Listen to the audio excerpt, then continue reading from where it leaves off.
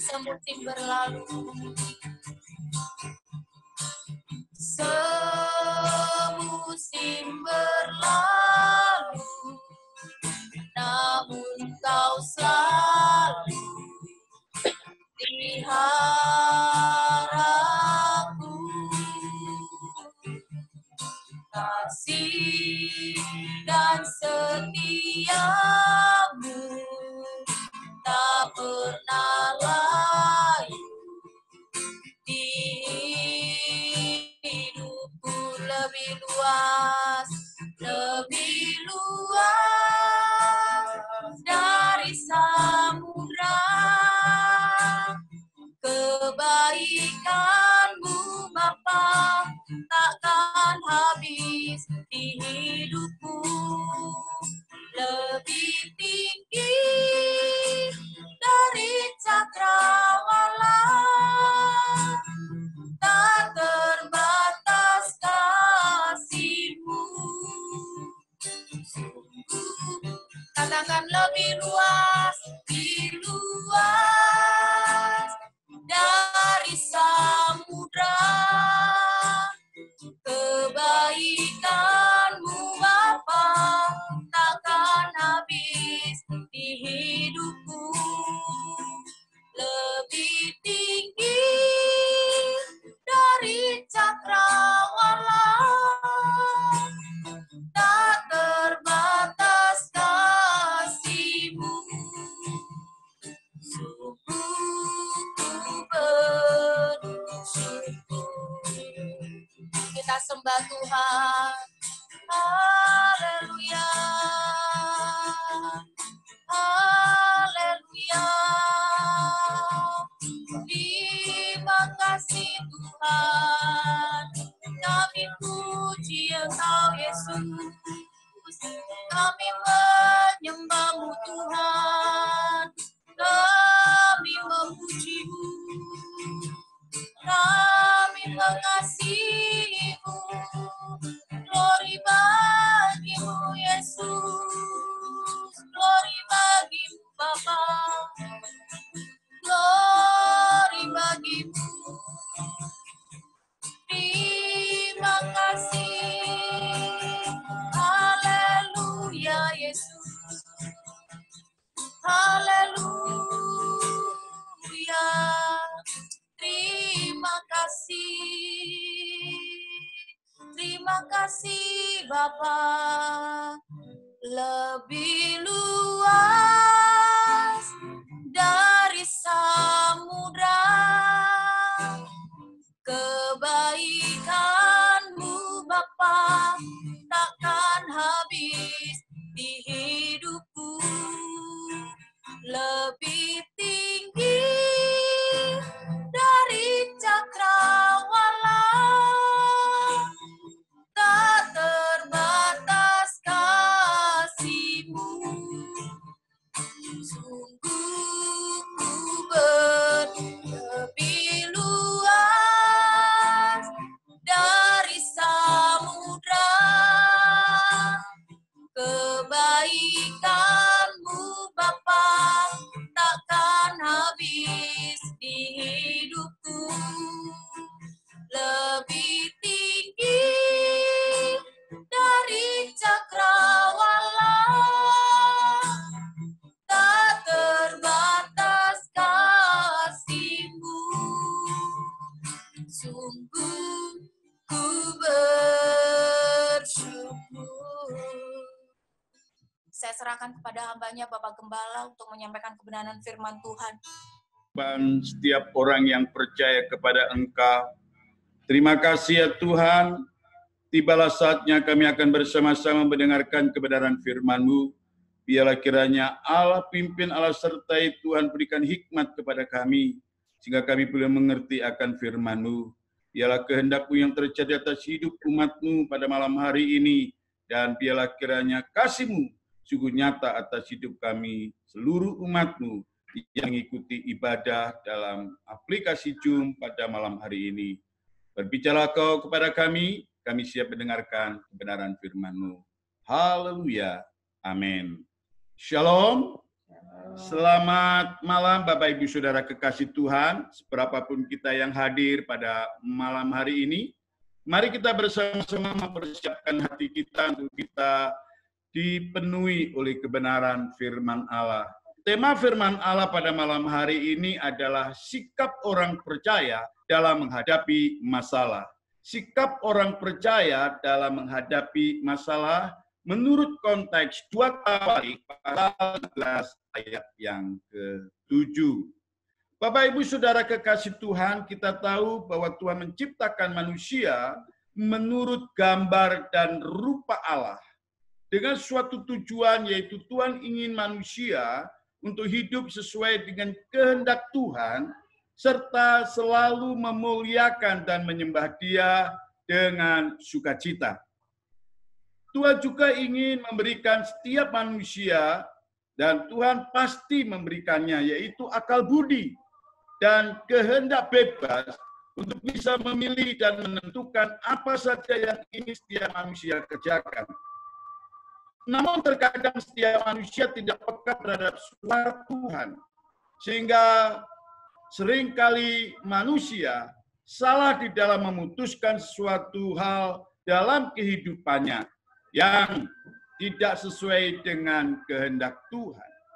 Hal ini bisa juga berlaku bagi kita sebagai umat-Nya. Bapak Ibu Saudara kekasih Tuhan, meskipun begitu, Tuhan turut serta mendampingi setiap manusia dan menuntun mereka untuk kembali kepada rencana awal, yaitu memuliakan Tuhan. Setiap manusia memiliki kisah hidup yang berbeda-beda. Dan hal itu tidak mudah untuk dijalani. Bahkan ada yang sampai goyah imannya ketika berhadapan dengan yang namanya masalah. Namun Tuhan sungguh baik. Dia selalu memberikan kita kekuatan. Dia selalu memberikan penghiburan. Dan salah satu melalui firman-Nya. Bapak Ibu Saudara kekasih-kekasih Tuhan, meskipun kita sudah mengetahui bahwa Tuhan senantiasa mendampingi kita di kala suka dan duka, tetapi saja kita sebagai manusia seringkali melupakannya dan tidak peka terhadap suaranya. Maka dari itu kita perlu memiliki sikap yang benar sebagai umat Tuhan, sebagai orang percaya. Bagaimana kita dapat menghadapi masalah yang ada ini? Di dalam 2 Tawarik pasal 15 ayat yang ke-7 firman Allah berkata demikian. Tetapi kamu ini kuatkanlah hatimu, jangan lemah semangatmu, karena ada upah bagi usahamu. Saya tertarik dengan ayat firman Tuhan ini Bapak Ibu Saudara kekasih Tuhan, karena di dalam satu ayat ini memberikan beberapa indikasi kepada orang percaya di dalam menghadapi masalah. Yang pertama, jelas di dalam ayat tersebut ada indikasi bahwa ketika kita berhadapan dengan masalah, janganlah kita menjadi pribadi yang putus asa. Kita tahu bahwa masalah itu datang dan sulit untuk kita hadapi. Misalnya seperti sekarang ini, yaitu kita berhadapan dengan masalah yang namanya COVID-19. Belum lagi kita berhadapan dengan peraturan-peraturan pemerintah yang harus kita taati. Seakan-akan kita diawasi oleh sesuatu hal yang tidak kelihatan, yang membuat kita was-was, yang membuat kita khawatir, yang membuat kita cemas, yang namanya COVID-19. Tidak dapat kita kadang-kala berputus asa. Bahkan seakan-akan kita tidak mampu menyelesaikan masalah berkaitan dengan COVID-19 ini dalam perjalanan hidup keseharian kita. Bapak Ibu, Saudara kekasih-kekasih Tuhan, justru yang harus kita lakukan adalah seharusnya kita menjadi pribadi yang tetap semangat dan terus percaya kepada Tuhan. Seperti kalau kita membaca di dalam Lukas pasal 17, ayat 11-19, di sana diceritakan tentang 10 orang kusta yang telah dipulihkan oleh Tuhan Yesus Kristus. Nah, kita melihat kisah tersebut, bagaimana mereka dengan kondisi yang sebenarnya mereka di mata masyarakat sangat hina. Di mata masyarakat mereka adalah orang-orang yang najis. Bahkan ketika berjumpa dengan setiap orang, mereka harus berkata najis, najis, najis. Ingin membuktikan bahwa dirinya adalah orang yang sakit, yang sangat-sangat dikatakan najis sekali. Namun kalau kita melihat di sana, mereka 10 orang kusta ini bertemu dengan Tuhan Yesus. Dan Tuhan Yesus sembuhkan. Meskipun hanya satu orang yang datang kembali kepada Tuhan. Kehidupan tidak putus asa, Bapak Ibu Saudara kasih Tuhan. Itu sangat penting di dalam kita menjalani, ketika kita menghadapi masalah seperti masalah COVID-19 ini. Dan kita tidak boleh berputus asa. Kita harus tetap memiliki semangat. Ketika kita berserah pada Tuhan untuk memberi kekuatan di dalam menghadapi semua percobaan. Percayalah bahwa Tuhan Yesus pasti memulihkan keadaan Bapak Ibu Saudara sekalian.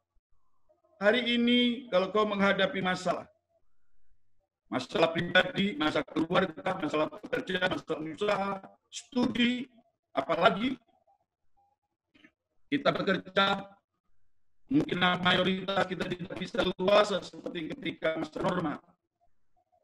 Tetapi mari kita percaya kepada Tuhan Yesus dan imani bahwa Dia adalah pribadi yang mampu memulihkan. Oleh karena itu janganlah engkau berputus asa. Melalui ayat tersebut, Bapak Ibu Saudara kekasih Tuhan, di dalam kebenaran firman Tuhan tadi, terbukti kuasa Yesus sungguh nyata di dalam hidup kita. Maka daripada itu ketika masalah datang, jangan takut dan putus asa. Siapa yang sering putus asa saat ini? Mari kita bertobat. Datanglah kepada Tuhan, meminta pertolongan Tuhan. Itu yang pertama. Kita harus memiliki sikap jangan putus asa ketika masalah itu ada. Yang kedua, semakin mendekatkan diri dengan Tuhan. Ayat yang kita baca di dalam 2 Tarik tadi mengindisikan bahwa ayat tersebut tidak menekankan bahwa orang yang punya masalah harus semakin dekat, mendekatkan diri kepada Tuhan. Biasanya di saat kita menghadapi masalah, kita akan fokus kepada masalah tersebut. Jika tanpa disadari, kita mulai melakukan hal-hal yang konyol. Bagi yang suka minum-minuman, dia pergi minum-minuman. Yang suka pergi ke diskotik, dia pergi ke diskotik. Apakah dengan begitu kita bisa menyelesaikan masalah? Tidak, saudara. Tidak. Hanya satu hal yang harus kita lakukan. Dekatkan diri saudara kepada Tuhan. Kita harus memiliki hati. Contoh seperti seorang yang bernama Ayub. Ia sepenuhnya mempercayakan hidupnya kepada Tuhan. Meskipun semua musibah bertubi-tubi datang di dalam hidup Ayub, ia tetap percaya kepada janji Tuhan yang selalu menolongnya. Jika pada akhirnya Tuhan mengembalikan hidupnya dan memberikan Ayub berkat yang luar biasa, bahkan berlipat-lipat. Dan Ayub menikmati berkat itu. Oleh karena itu, mari kita juga belajar kepada Ayub.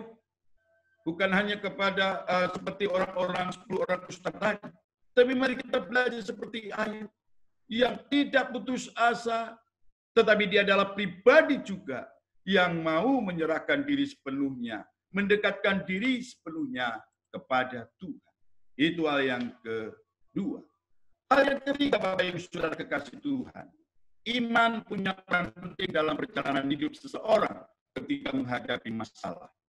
Di saat masalah datang, kita membutuhkan iman. Tanpa iman, kita akan mudah goyah. Kita tidak akan pernah menikmati mujizat Tuhan. Kita tidak akan pernah mengalami penyertaan Tuhan.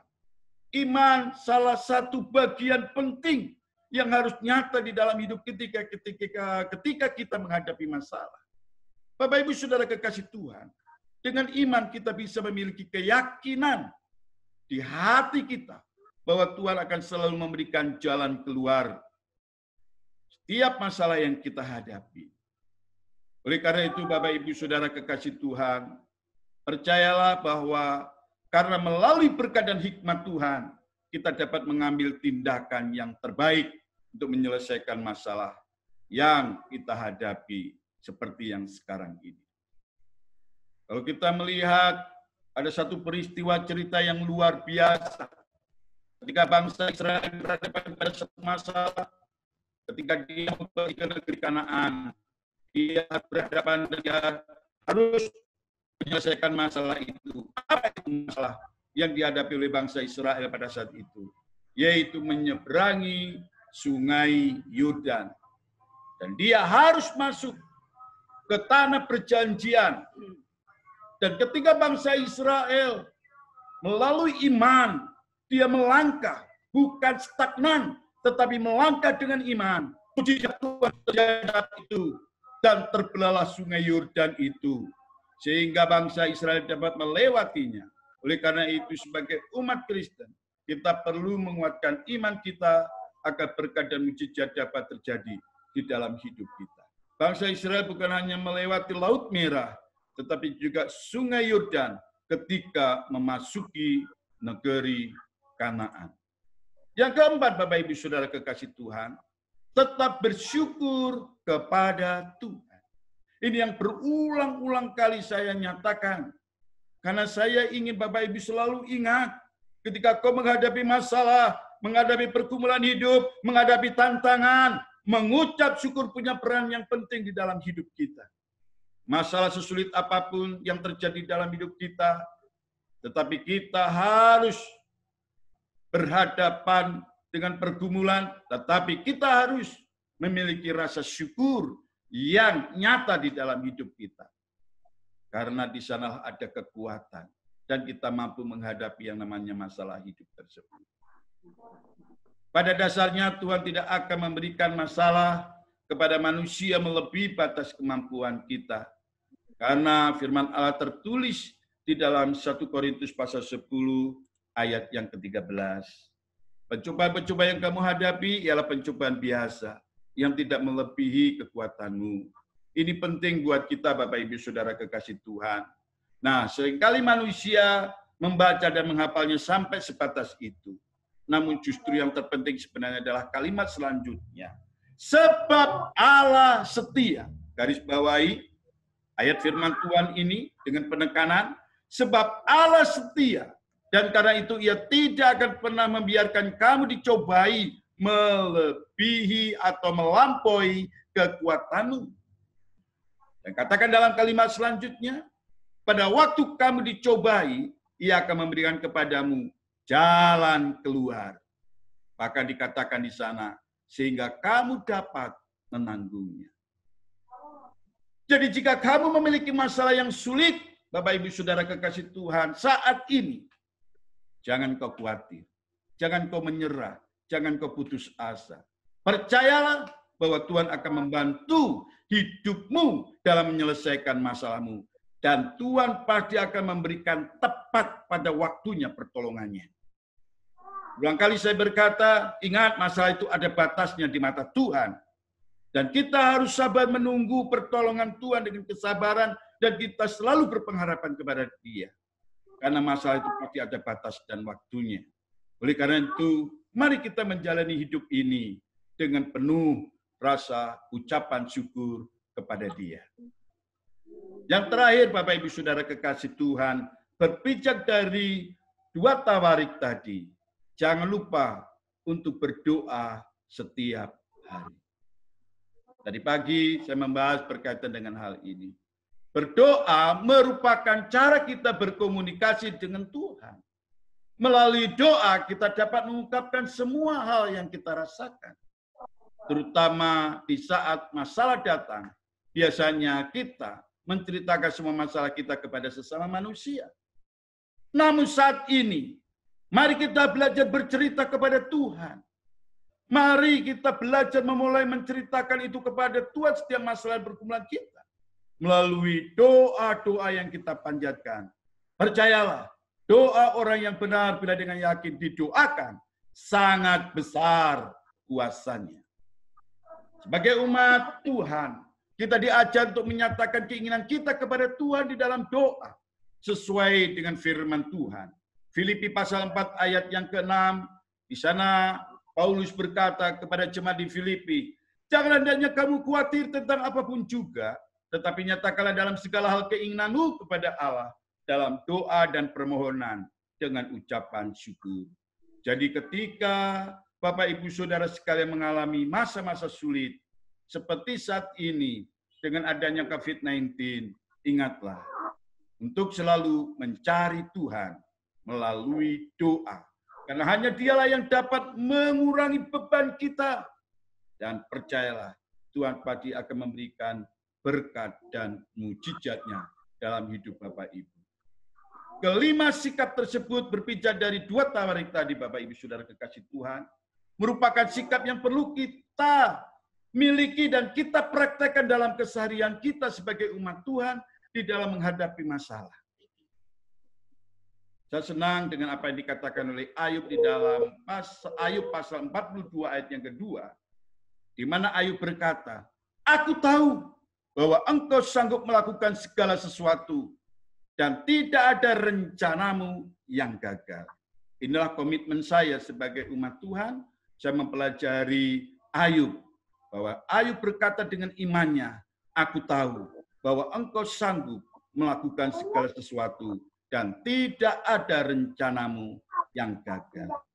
Ini yang perlu kita imani, ini perlu kita percayai. Terima kasih atas Bapak Ibu yang penuh perhatian mendengarkan kebenaran firman Allah yang saya sampaikan pada malam hari ini. Tuhan memberkati. Mari Bapak Ibu Saudara kekasih Tuhan, kita akan bersama-sama memasuki yaitu acara sakramen perjamuan kudus. Mari kita datang kepada Tuhan. Terima kasih ya Bapa, malam hari ini Kau telah berfirman kepada kami. Kami mengucapkan syukur dan terima kasih atas pimpinan dan penyertaan-Mu. Engkau Allah yang mengasihi dan peduli akan hidup kami. Kau mengingatkan ketika kami punya masalah. Engkau mengingatkan agar kami betul-betul mengimani dan memiliki sikap yang benar terhadap kehidupan kami di muka bumi ini. Kami tahu Tuhan telah mengajarkan kami melalui firman Tuhan di dalam 2 tawarik tadi, dan kiranya Kau meteraikan firman itu. Tibalah saatnya Bapa, kami akan menerima sakramen perjamuan kudus. Bapak Ibu Saudara kekasih Tuhan, peganglah roti di tangan kanan saudara dan angkat tinggi-tinggi. Siapa dengan cara yang tidak layak makan roti atau minum cawan Tuhan, ia berdosa terhadap tubuh dan darah Tuhan. Karena itu hendaklah tiap-tiap orang menguji dirinya sendiri, dan baru sudah itu ia makan roti dan minum dari cawan itu. Karena barang siapa makan dan minum tanpa mengakui tubuh Tuhan, ia mendatangkan hukuman atas dirinya. Dengarkanlah firman Allah sebelum kau menikmati roti yang saudara pegang di tangan kanan. Sebab apa yang telah kuteruskan kepadamu, telah aku terima dari Tuhan, yaitu bahwa Tuhan Yesus pada malam waktu ia diserahkan mengambil roti, dan sesudah itu ia mengucap syukur atasnya. Ia memecah-mecahkannya dan berkata, inilah tubuhku yang diserahkan bagi kamu. Berbuatlah ini menjadi peringatan akan aku. Mari saudara kita makan bersama-sama di dalam nama Yesus Kristus. Haleluya. Haleluya.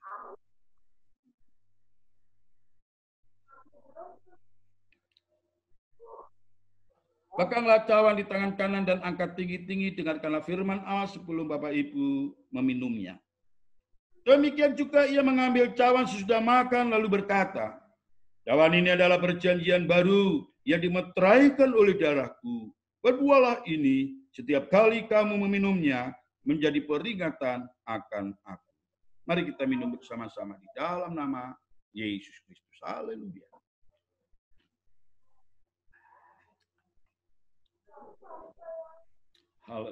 Haleluya. Terima kasih Tuhan untuk malam hari ini. Kami bersyukur karena anugerah Tuhan kami boleh ada sebagaimana kami ada.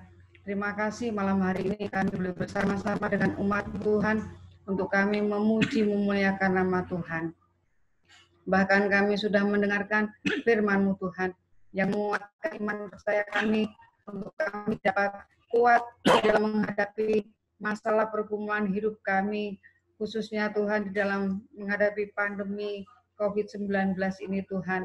Tolong kami Tuhan supaya permasalahan kami Tuhan boleh terus campur tangan sehingga kami boleh menjadi umat yang menang. Praktekkan firman di dalam kehidupan kami sehingga kami boleh mempraktekkan dan melakukan firman di dalam kehidupan kami. Haleluya. Tuhan memberkati umatmu, jemaatmu yang malam hari ini boleh bergabung bersama Amen. kami Amen. di dalam ibadah melalui aplikasi Amen. Zoom ini. Amen. Tuhan, Engkau Amen. memberkati keluarga demi keluarga yang hadir Bapa. Haleluya. Terima kasih Haleluya. Tuhan, terima kasih bangsa dan negara kami. Kami juga serahkan ke Terima dalam tangan kasih, Tuhan. terima Mari Engkau kasih, memulihkan terima kasih. keadaan bangsa kami. Haleluya. Terima kasih Tuhan. Hanya kepadamu kami berdoa dan bersyukur. Bapak Ibu Saudara kekasih Tuhan, mari kita bersama-sama menaikkan doa Bapa kami yang Tuhan ajarkan kepada kita. 1, 2, 3. Bapa kami yang di surga, dikuduskanlah namamu, datanglah kerajaanmu, jadilah kehendak-mu di bumi seperti surga. Berikanlah kami pada hari ini makanan kami yang secukupnya, dan ampunilah kesalahan kami, seperti kami juga mengampuni orang bersalah kepada kami. Dan jangan bawa kami hidup dalam pencobaan, tapi lepaskanlah kami daripada yang jahat, karena Engkau yang punya kerajaan dan kuasa dan kemuliaan sampai selama-lamanya. Kiranya berkat yang datangnya daripada Allah Bapa, cita kasih dan karunia daripada Tuhan kita Yesus Kristus, serta persekutuan Roh Kudus menyertai kita mulai saat ini hingga sampai Maranatha, Tuhan Yesus Kristus datang kali yang kedua. Terima kasih Tuhan, terima kasih. Semua yang percaya katakan amin. Tuhan memberkati Bapak Ibu Saudara sekalian.